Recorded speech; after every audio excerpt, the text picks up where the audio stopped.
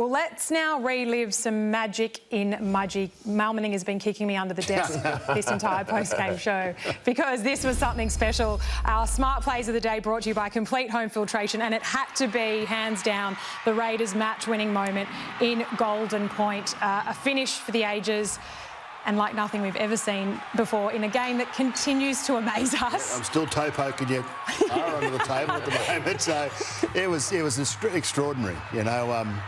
Mate, it's just, I guess, what is it, a millimetre, isn't it? A millimetre, yeah. and Penrith Panthers win the footy game. Then all of a sudden, they've just turned that miss, this drop goal, off the sticks, straight into a Canberra Raiders' hands. And Jed Stewart did a terrific job. We talked about it earlier. He found him. He had great vision. He looked to young Ethan Strange, who pushed off out of the Australian fullback in Dylan Edwards, and then all of a sudden straight back to KO and.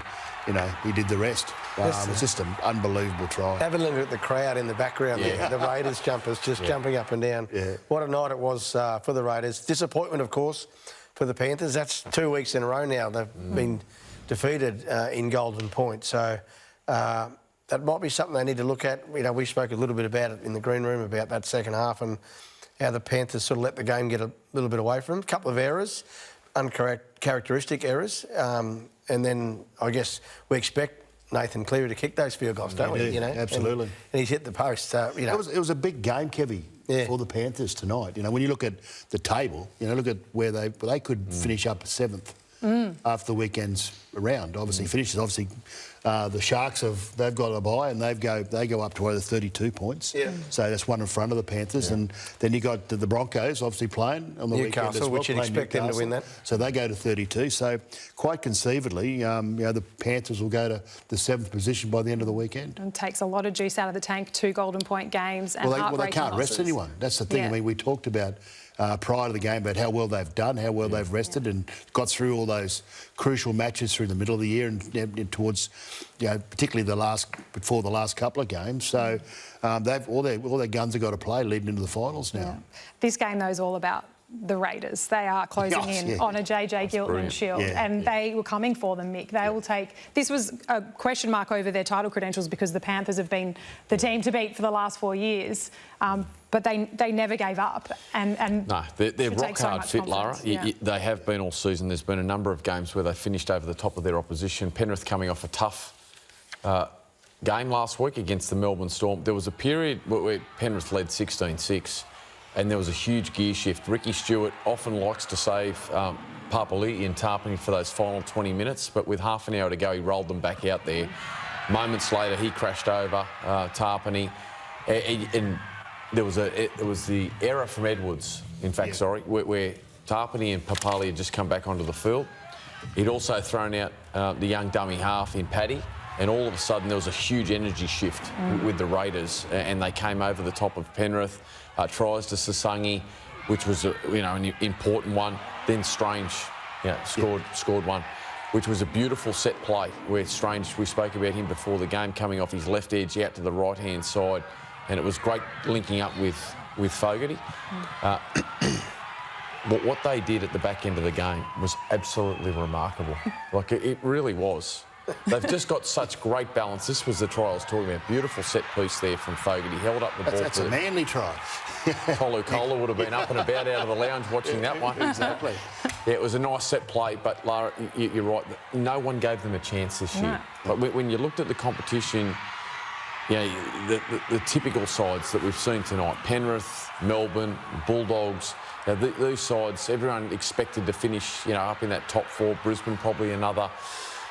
The Raiders have grabbed hold of this competition and they are so good to watch. There's not a rugby league fan at the moment that aren't enjoying watching the Canberra Raiders. They've got great balance, the respect that the 2 front rowers play with for the jersey, the power, the leadership that they drive, the standards that they drive in that Raiders side.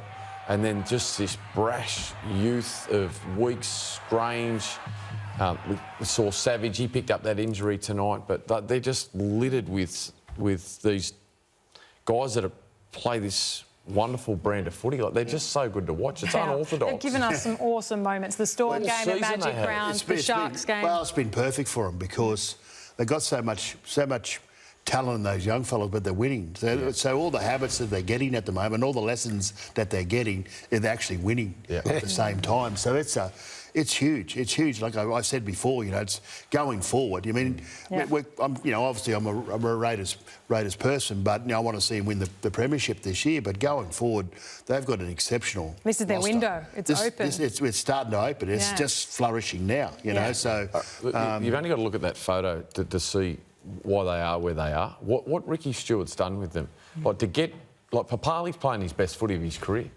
Like he's playing the best footy of his career.